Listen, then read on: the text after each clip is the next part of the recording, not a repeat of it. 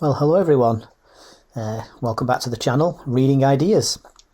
I've got a very interesting book for you to have a look at today. You've probably never heard of it. It's not in the classical all bestseller lists like Pride and Prejudice or Crime and Punishment. It's a book called Democracy Defined, the Manifesto, by Kenn, I think I'm pronouncing this correctly, Kenn D'Oudney. There's a D in there. So Democracy Defined, the Manifesto. And I came across this on YouTube's as a book and a topic. And it's I'm interested in politics, interested in current affairs, interested in our civic duty, our civic life. And it's one of the most interesting things I've read in politics in, let's have a think, 40 years. It really is quite eye-opening. So what's it all about? Well, the main tenet of the book is that, because it says democracy defined, and that's exactly what it does. So the main tenet is that democracy has two main parts. Part one is voting, and which in this country leads to majority rule. So you vote on a topic, or you vote on, well, you don't really often get to vote on a topic, do you? Like Brexit, but you vote for a political party that put forward policies. Technically you vote for your individual MP, but of course they belong to a party, and the party you're voting for the party is in this day and age more than you are voting for the MP. But basically you get the idea. You get to vote, and then the majority of that vote is supposed to be enacted, which of course leads to majority rule, which could lead to a good chunk, the majority of the population being happy, and a chunk of the population not being particularly happy. So the second strand of democracy is, according to Mr. D'Oudney, and he's saying according to the Magna Carta and common law, is that the second strand is trial by jury. And the way that he describes it is very, very interesting. So there's two strands to democracy. You elect a government that makes laws.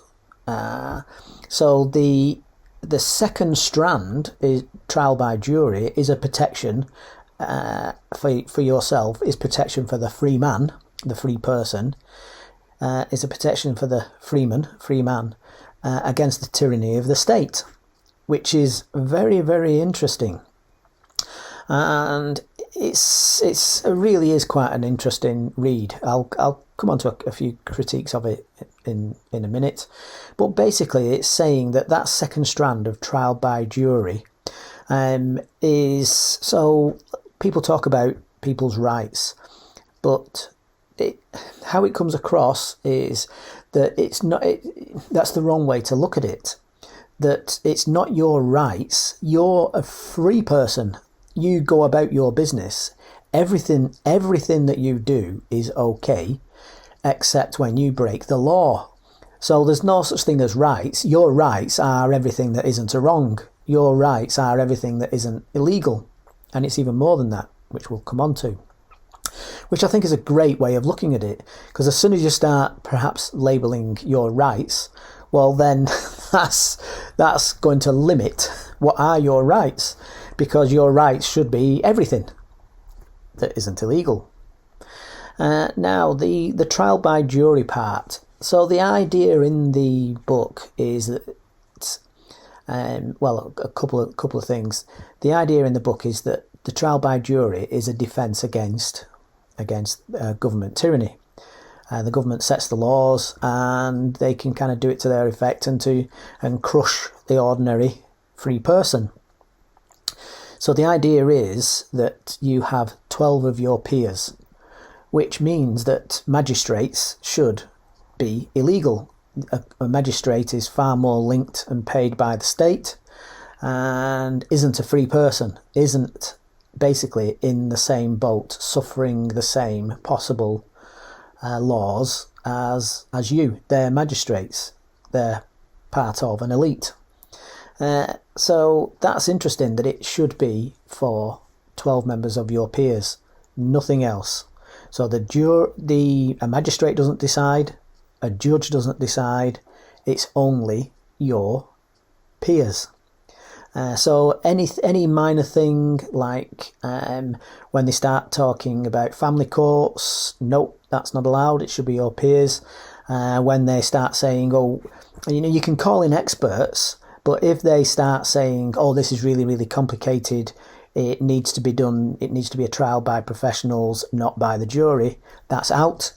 Because if it can't be explained to 12 members of the jury, well, then you're free to go. It's not, it has to be made simple. If you can't get around it by saying, oh, it's really, really complicated. Which is all fascinating stuff.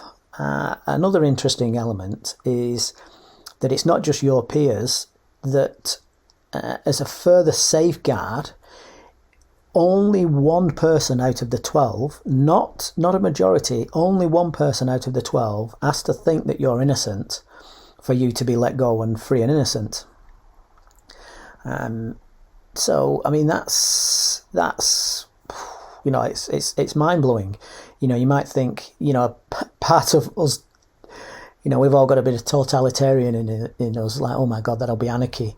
But the idea is that it's far more important that a guilty man is set free than it is for an innocent free man, an innocent free person, to be sent to jail or punished.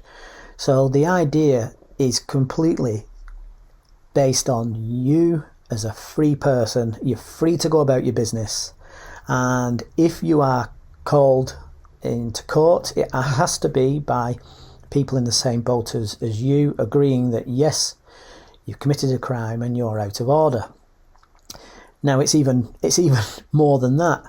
The idea of innocence, it's something that that's surprising to me, what the idea of innocence in this book and what he's arguing for. The idea of innocence isn't that you did or did not do. It isn't just that you did or did not do what is put forward as a crime. So let's say that, I'm just making something up, you parked you parked in the wrong place or something, and you did it, you admit it, yes, I parked in the wrong place, and the courts try and prosecute you for this, give you a fine, or want to put you in jail, or take your license away, whatever. So it doesn't matter that that's the crime, but basically you've been accused of a crime, and the first part of innocence is whether or not you did or didn't do it. If you didn't do it, then you're under the reasonable doubt, and then you're free to go. But there's a second element of innocence, a second part. It's whether or not the crime is reasonable.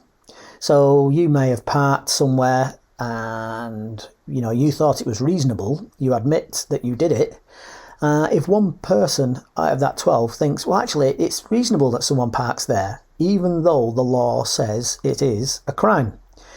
If they think that what you're being accused of is too harsh, it shouldn't be a crime, then they declare your innocence. So it's not just innocence whether you did or didn't do it, it's whether or not. In other words, the law is also on trial, as well as you being on trial. So you could be accused of a crime, you are on trial as to whether you did it or not, but the crime, the supposed crime, is also on trial as well. Should that be a crime? Should it be a crime to park outside the whatever? So that's also on trial. And if one person thinks either that you didn't do it, or that they shouldn't be punished for doing what they did, even though they did do it, then you're free to go and you are innocent. If it is that you did do it and it was clear that you did do it, but you're pronounced innocent by a jury of your peers, then the law has to then start kind of a process of being reviewed as to whether or not it is a suitable law. So, that's the kind of a bit of a skeleton look at the book. Now, in terms of the actual read, it is absolutely fascinating, absolutely eye-opening. It goes through the history of where all this comes from, Magna Carta, common law. You hear about common law. There's lots of quotes in from, Winston Churchill, mentions of the American Constitution, Australia, basically English common law and its strengths across the board. It goes through, what's happened that shouldn't have happened, such as magistrates. So it's a fascinating read. In terms of a critique of how it's written, it is, in one sense, it's very readable. You can read it and understand it, but it's not been through, I don't think, a set of professional editors. So it can be a little bit jumpy at times, or it can be a little bit repetitive. He has his own way of writing, which is a little bit verbose, and I had to pause a little bit and kind of get my head around a couple of times. So that could appeal to you, or you could find that a little bit of a stumbling block. But in terms of a read of democracy, a read of a bit of a different look at the background of our current political situation, I found it absolutely fabulous. Really, really good book. Very, very thought-provoking, and it's kind of opened my eyes up to a different way of kind of looking at things. So there you go.